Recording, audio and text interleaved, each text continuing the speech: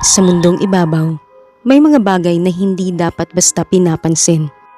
Lalo na kung hindi mo naman ito pagmamay-ari.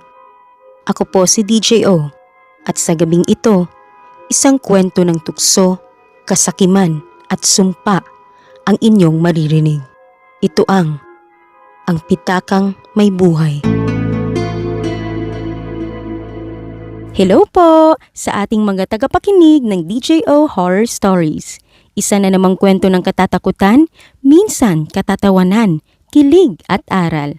Pero wag po nating kalimutan na ang kwentong ito ay kathang-isip lamang at ginawa upang magbigay aliw sa mga nakikinig.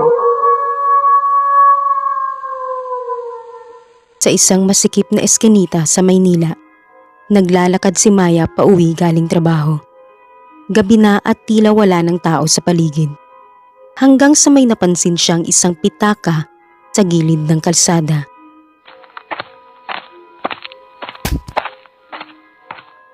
Uy, ano to?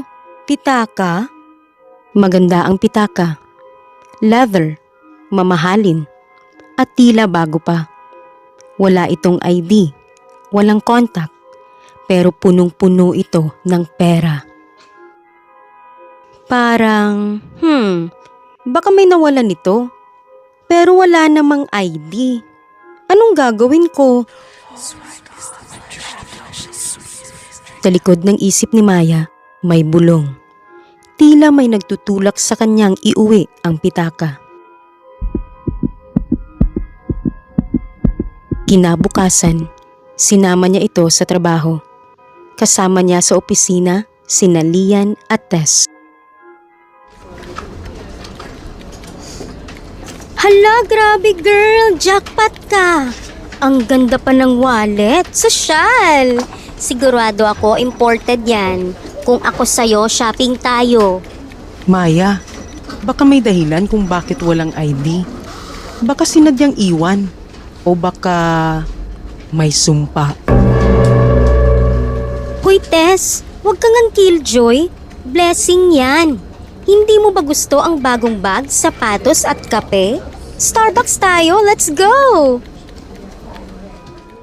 At nagpasya si Maya. Tinukso ng marangyang buhay. Unti-unti niyang ginastos ang laman ng pitaka. Pero sa bawat gamit na nabili, may kabayaran.